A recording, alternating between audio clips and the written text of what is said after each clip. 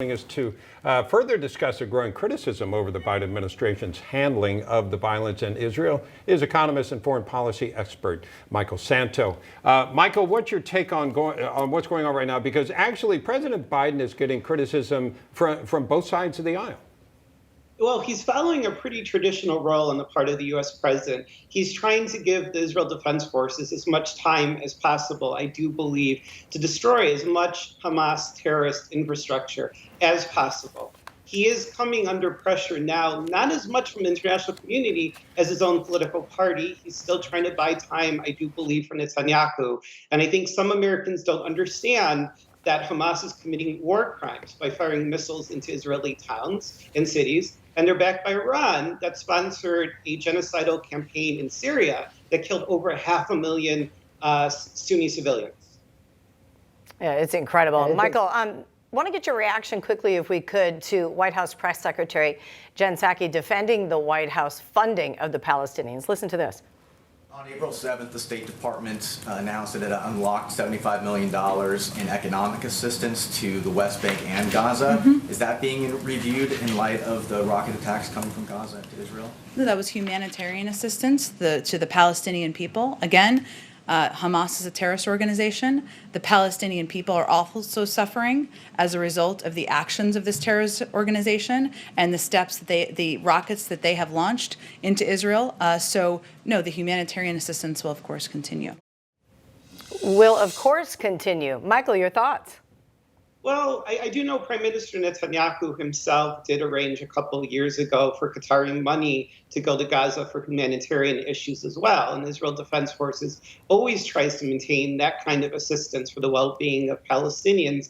And it is often seen, though not always, as a stabilizing force by generals in the Israel Defense Forces and Mossad. So it's a difficult thing. But Israel is aiming at the terrorists and, of course, not the civilians.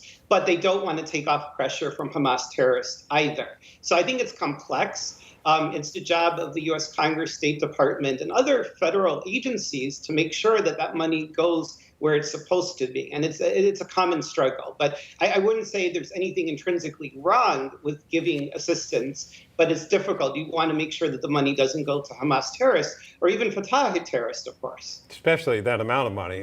Members of the squad, by the way, in Congress have been voicing their support for Palestinians and criticizing the U.S.'s role in supporting the Israeli government. Let's take a look, beginning with Congresswoman Alexandria Ocasio-Cortez. Apartheid states are not democracies. What's your thought when you see her calling Israel apartheid? I mean, it's really disgusting. Like, where was she when Assad was brutally torturing, murdering, and castrating Syrian children, gassing them with nerve gas? 1 million people are dead in Syria, or darn close to it. But he deliberately murdered 500,000 Sunnis because he's backed by Shiite Iran. He's himself an Alawite, and that's ethnic cleansing. You know, entire towns have basically been cleansed of Sunnis in Syria. That's one of many examples of atrocities committed by Hamas's allies, Syrian government, and Iran. And this has been going on for decades. Hamas is part of a terrorist group whose mantra is to kill all the Jews, and it's backed by some of the most murderous governments, particularly in Damascus and Tehran in the world.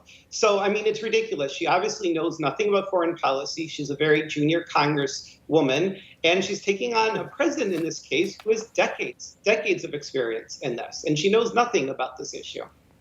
Yeah, lots to learn there, but sometimes I don't feel like she is one of those people who is open to learning about this. And the history behind this conflict is age old. I mean, I feel like we're revisiting a lot of the same tactics, a lot of the same policies, and there's many questions out there about approach. But now we have other people, younger people, to your point, who are forming their opinions and spreading some misinformation. In fact, we can get a look at Congresswoman Rashid Tlaib's tweet. If you'll take a look at this with me, Michael.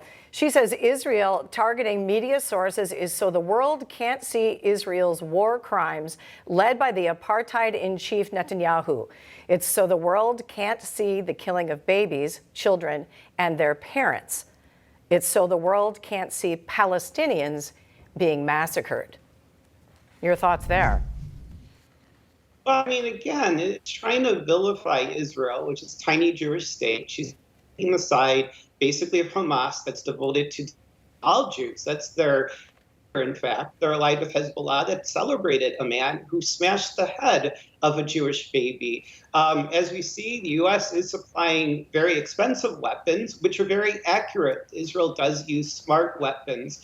It's unfortunate that Hamas was using journalists as human shields. That's unfortunate.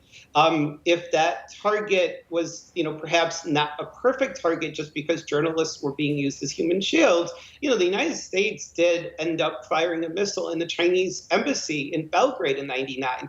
And maybe it was operating against us, but it seemed to be a mistake. So in a horrible war where thousands of rockets are being fired at your cities, there will be mistakes. I mean, it does appear that building was being used as a terrorist base, and the journalists were effectively human shields.